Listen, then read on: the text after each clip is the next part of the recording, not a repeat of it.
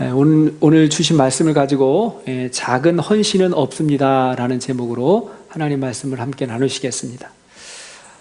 우리는 이 코로나 시대를 보내면서 작은 것들의 중요성과 위험성을 체감하고 있습니다.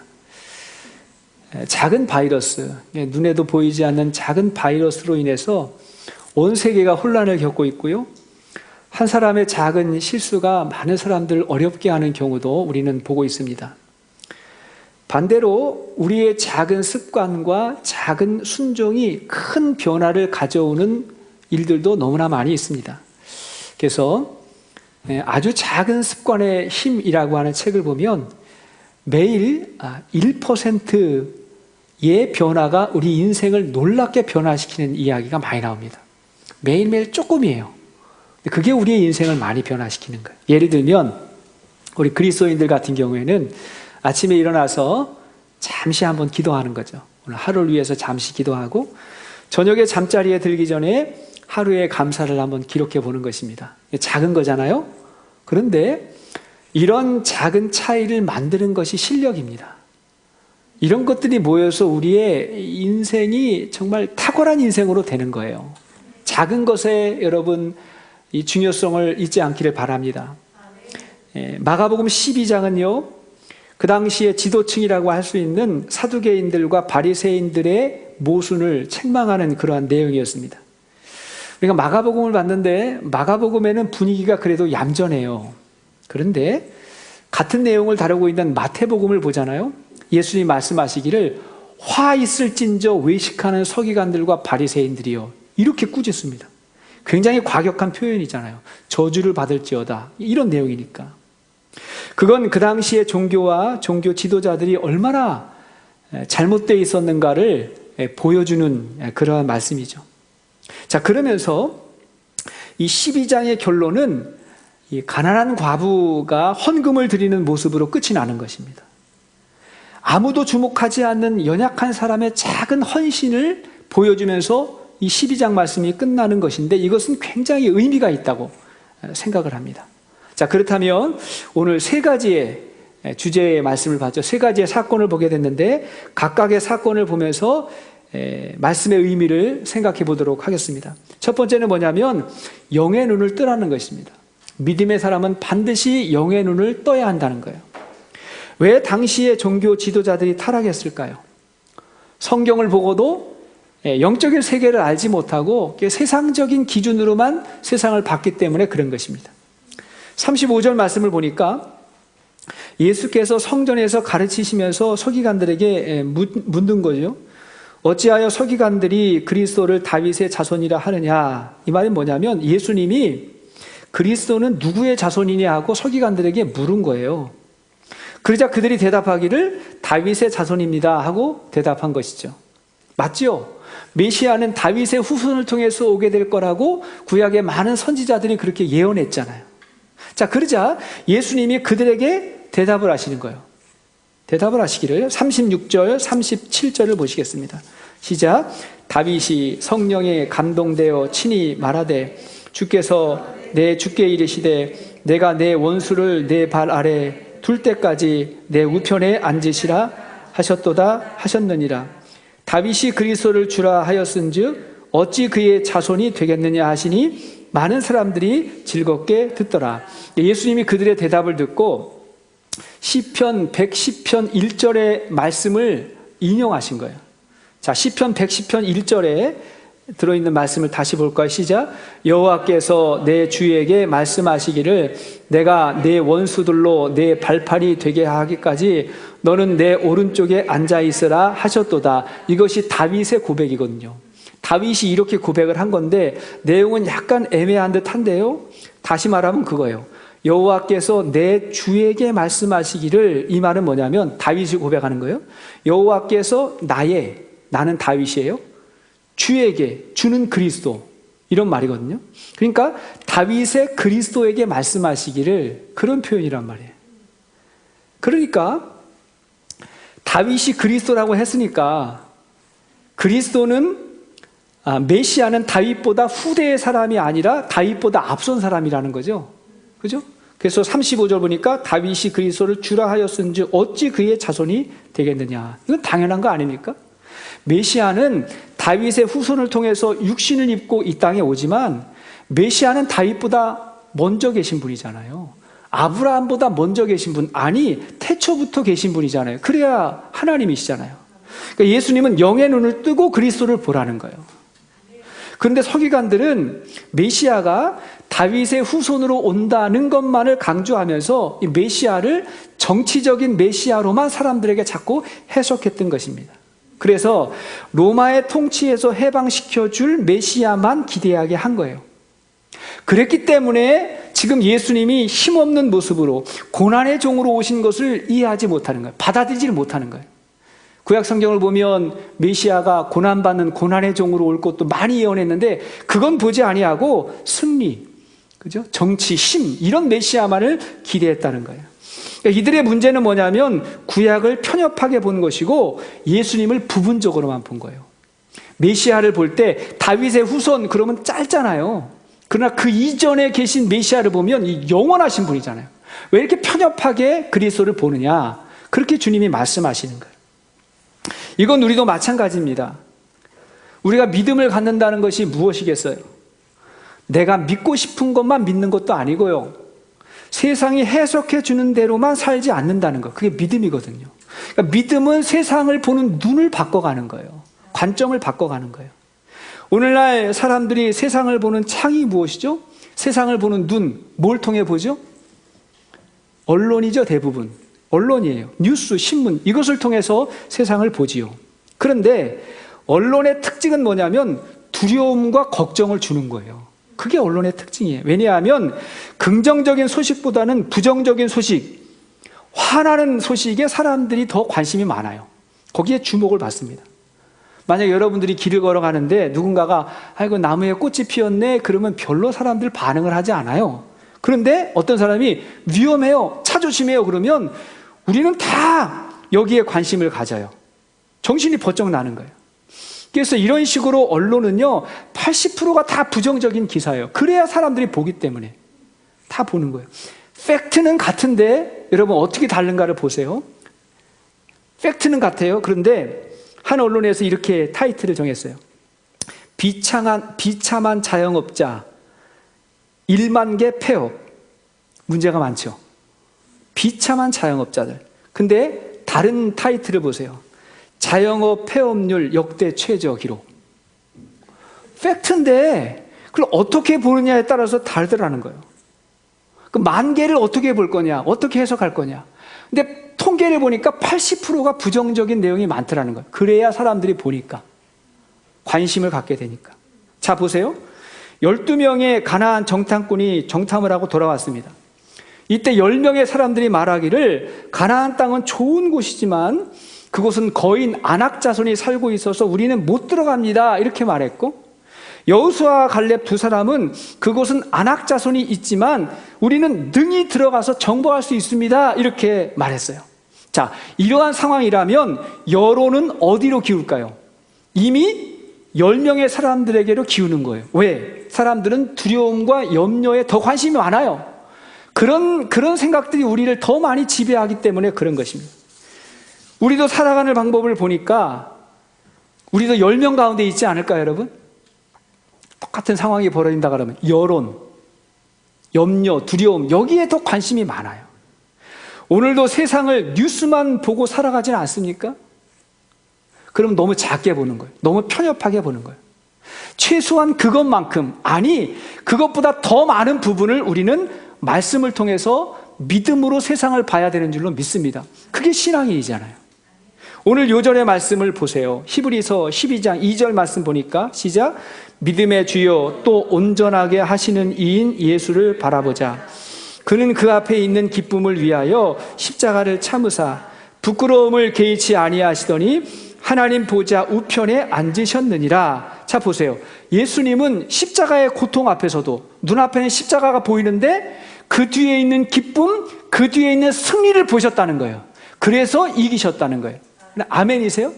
당장 요것만 보지 아니하고 그 뒤에 있는 무한한 하나님의 은혜를 보라는 거예요. 사람들은요, 세상에 행운과 불행이 있다고 말합니다. 행운이 있고 불행이 있다고. 그런데 행운과 불행은 사람들이 평가하는 거지, 그게 행운과 불행으로 정해져서 우리에게 오는 건 아니에요. 이건 태도의 문제라는 거예요.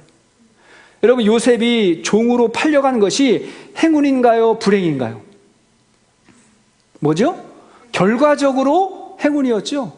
결과적으로 행운이었다고요. 불행 같은 것을 행운으로 바꿔나가는 것이 믿음입니다. 성경의 관점이 무엇이겠습니까? 모든 것이 합력해서 선을 이룬다는 믿음이에요.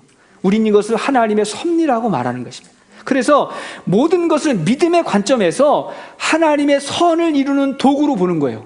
그래서 믿음으로 반응하는 거예요. 이것이 영적인 사람들의 삶이라고 믿습니다. 그런 믿음을 가지고 세상을 살아가는 것이죠. 두 번째 원리는 뭐냐면 섬김으로 살라는 것입니다. 섬김으로 살아가는 거예요. 영의 눈이 떠지면 섬김이 능력이라는 것을 알게 됩니다. 38절 이하의 말씀은요, 그 당시에 서기관들과 바리새인들의 오의식을 예수님께서 지적하고 계십니다. 자, 읽어볼까요? 38절에서 40절 시작. 예수께서 가르치실 때에 이르시되 긴 옷을 입고 다니는 것과 시장에서 문안 받는 것과 회당의 높은 자리와 잔치의 윗자리를 원하는 서기관들을 삼가라.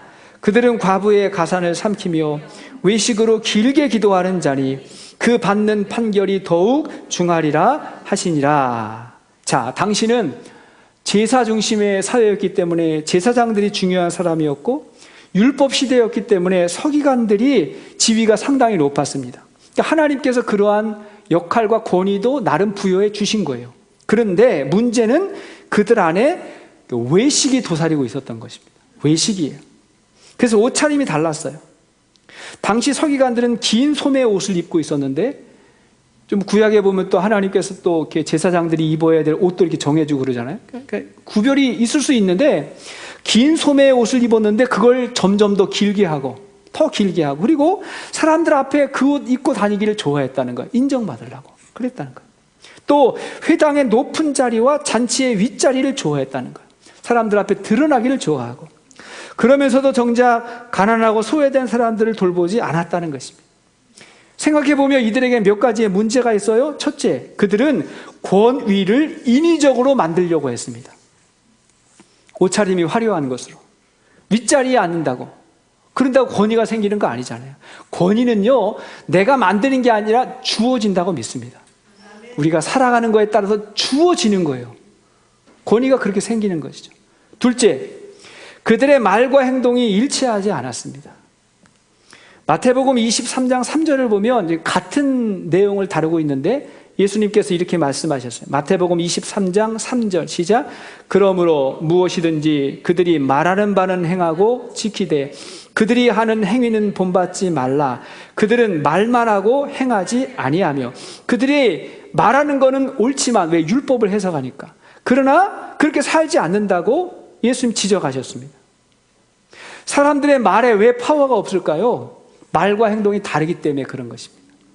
예수님의 말씀에 왜 능력이 임할까요? 그분이 그렇게 살기 때문에 그런 거예요. 여러분, 우리가 말한 대로 살려고 노력해야 되죠? 꼭 일치하지 못하지라도 노력을 해야 될 거 아닙니까? 여러분들이 저를 그런 눈으로 보면 좀 부담스러워요. 목사님 설교한 대로 사세요? 그렇게 보는 것 같아 약간 부담스러운데, 한번 생각해 보세요. 제가 사는 대로만 설교한다 그러면, 살 수 있는 것만 설교한다 그러면 그건 예수님 교회가 아니고 한천형 교회가 돼요. 그잖아요. 하나님의 말씀이기 때문에 제가 전해야 되고요, 그 말씀 앞에 저도 여러분들하고 살려고 노력을 해야 되는 거예요. 그게 중요하다고 여러분 믿지요? 하나님의 말씀이니까 그 말씀 그대로 전하고, 그 말씀 그대로 맞고, 그 말씀대로 살려고 노력하고, 안 되면 회개하고, 그리고 그걸 부끄러워하고, 그렇죠? 적어도 그런 마음의 자세는 가지고 우리가 살아갈 수 있게 되기를 축복합니다. 근데 세 번째, 이들의 문제는 뭐냐면 그들은 말은 그렇게 하는데 사람에게만 보이려고 그랬다는 거예요. 사람에게만 잘 보이려고 그랬다는 거예요. 여러분, 사람에게 잘 보이는 건 나쁜 게 아니죠. 사람들에게 무례하면 안 되잖아요. 사람들에게도 잘 보여야 되겠지만, 문제는 더 중요한 하나님을 보지 않는 거예요. 그런 문제예요. 기도를 해도 사람 앞에서만 인정받으려고 하고, 봉사를 해도 사람에게만 보이려고 하고, 그러면 안 되잖아요. 어떤 면에서 사람에게 상처받았다고 하는 것도 따지고 보면 하나님이 보이지 않기 때문에 그런 거예요. 그렇잖아요. 하나님이 보시고 하나님이 인정해 주시면 되는데 하나님이 안 보이니까 자꾸 사람들에게 상처받았다고 그러는 거 아니겠습니까?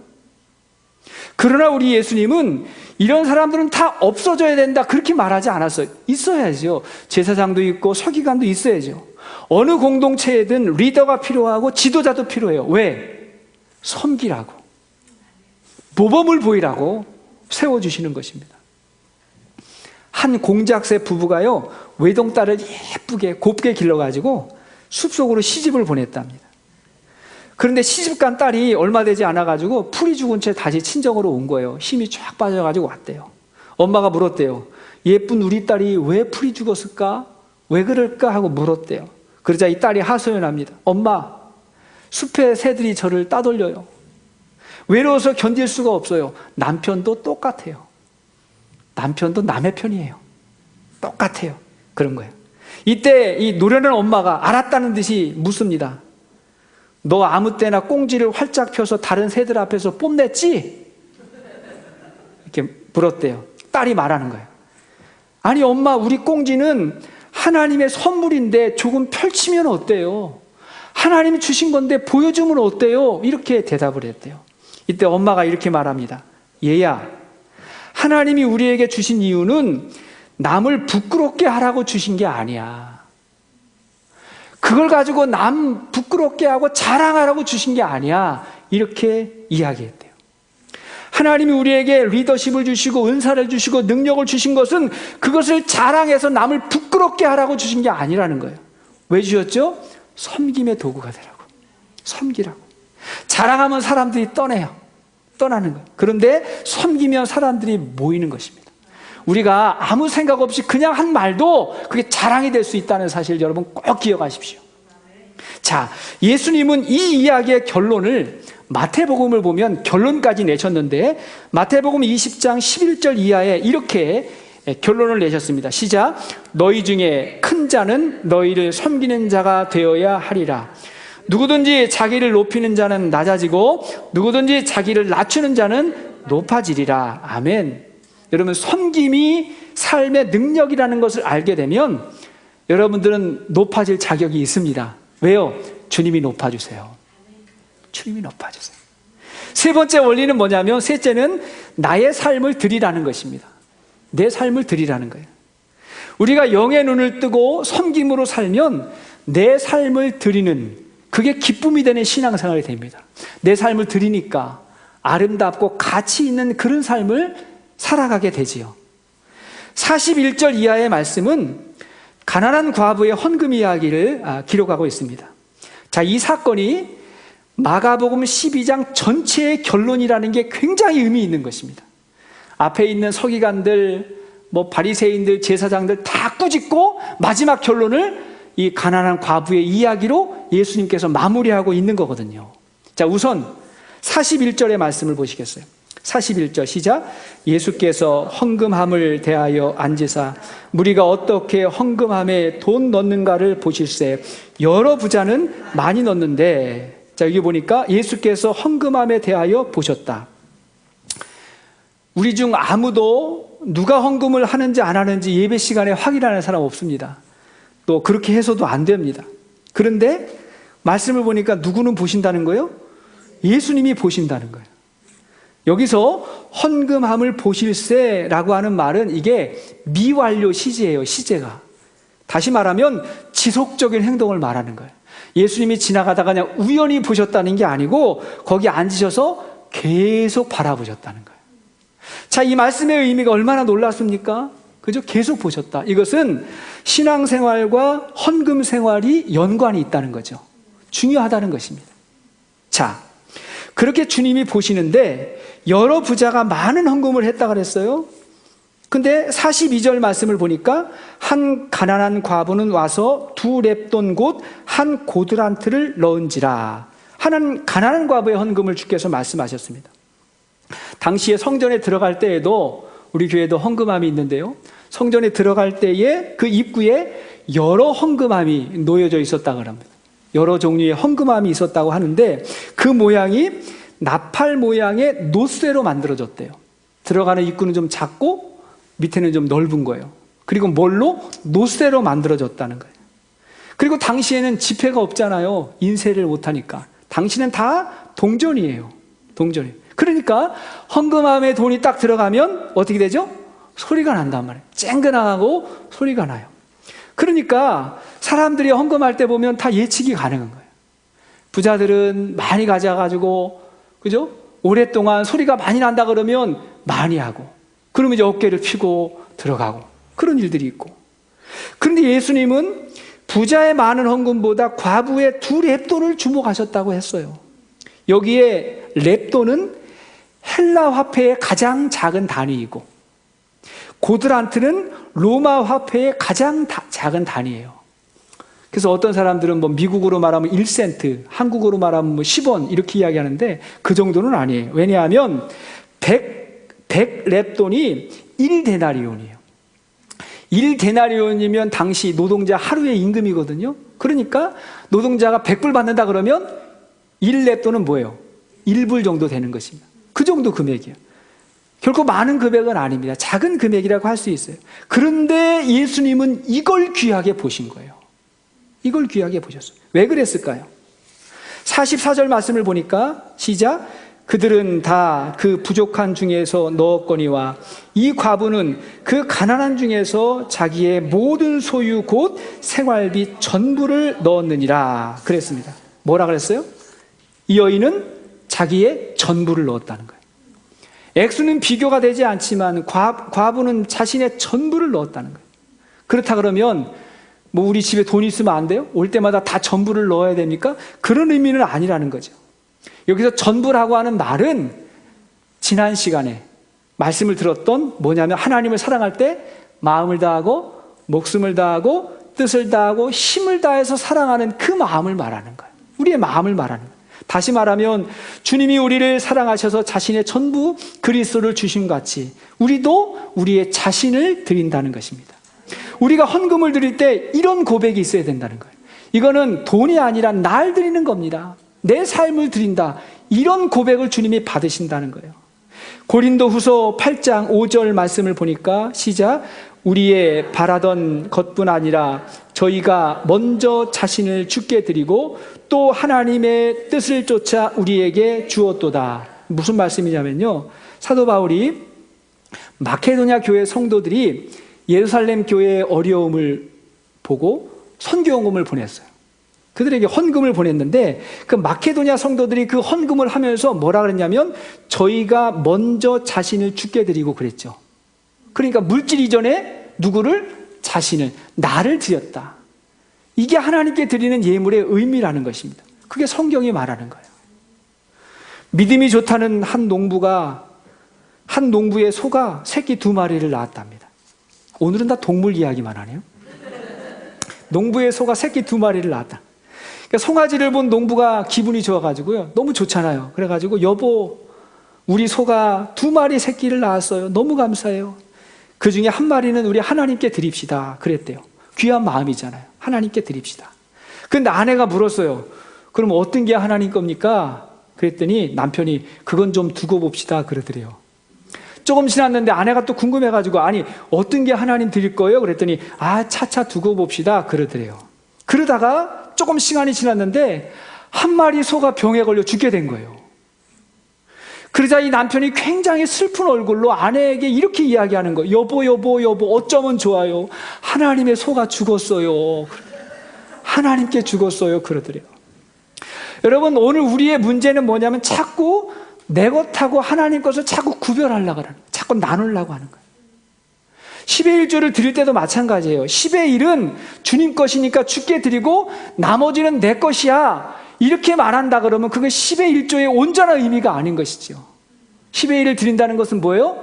모든 것이 하나님의 것이니까 주께 드립니다. 그런 고백으로 드리는 거예요. 그래서 10의 1을 드릴 때 10의 9도 이것도 아름답고 가치 있고 의미 있게 사용할 때 11조의 파워가 여기서 나오는 거예요. 여러분 11조 생활하시는 분들은 카지노 다니면 안 돼요? 그죠? 신앙의 고백에 그게 아니에요. 하나님의 겁니다. 하나님의 것입니다. 아름답고 의미 있고 복되게 사용하겠습니다. 이렇게 사용할 때 하나님께서 축복하시는 것이죠. 그러면 바른 헌금의 고백이 무엇입니까? 내가 구별해서 예물을 드리지만 사실은 내가 주님의 것입니다 하고 드리는 거예요. 이것이 진실된 고백이라면 액수는 스스로 정할 수 있는 것입니다. 나를 드리는 겁니다.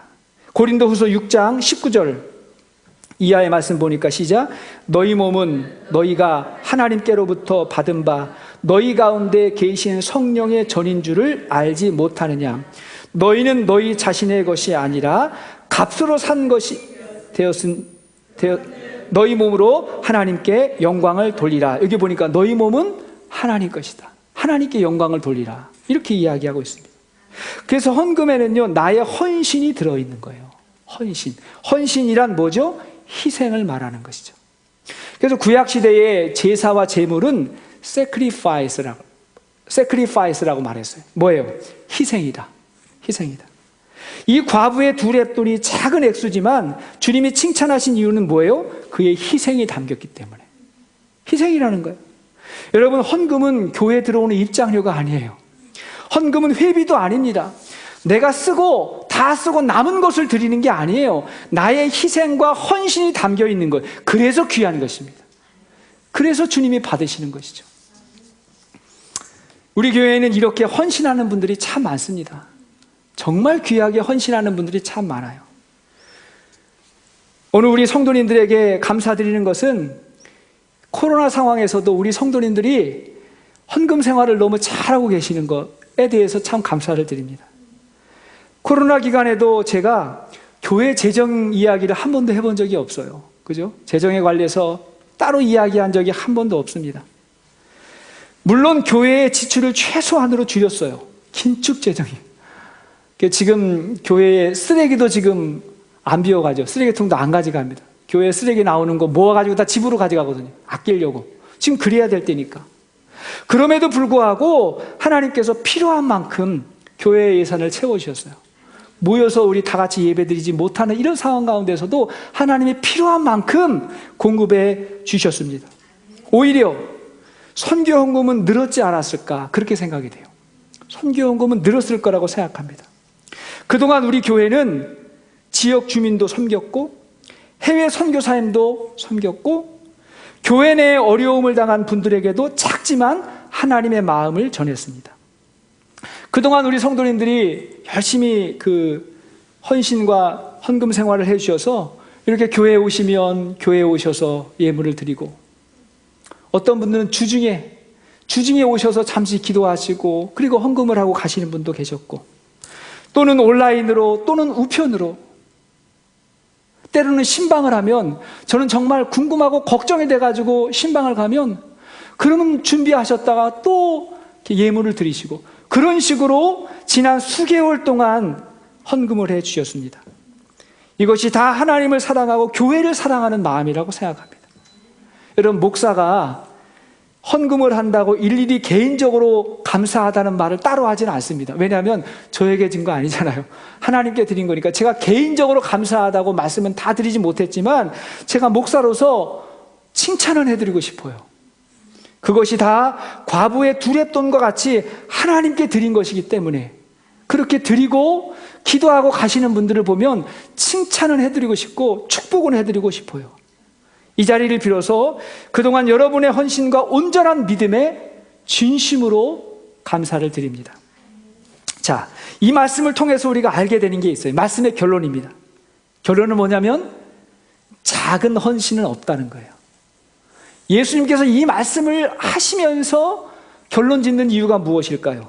모든 헌신은 귀하다는 거예요. 모든 헌신은 귀해요. 헌신은 다 귀한 것이고 하나님 보시기에 다 큰 거예요. 하나님이 인정해 주시는 것이 진정한 헌신의 가치라는 것입니다. 이것을 배우라는 거죠.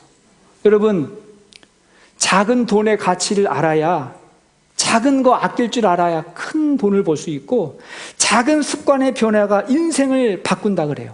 마찬가지로 우리의 작은 헌신이 세상을 바꾼다고 믿습니다. 예수님이 십자가 질 때는요 초라하고 너무 비참하게 돌아가셨어요. 세상으로 볼 땐 작은 거예요. 비참한 거예요. 근데 그 예수님이 우리의 모든 죄를 사해 주시고 세상을 구원하시고 하나님 나라가 임하게 하셨습니다. 작지 않다는 거예요. 바라기는 우리의 영적인 눈이 열리게 되기를 바랍니다. 그래서 사람들에게만 인정받기보다는 하나님의 기쁨을 위해서 살아가십시다.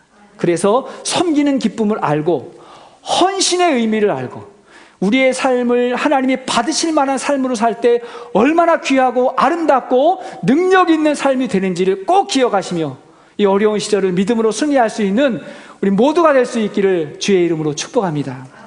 같이 한번 기도하시겠습니다.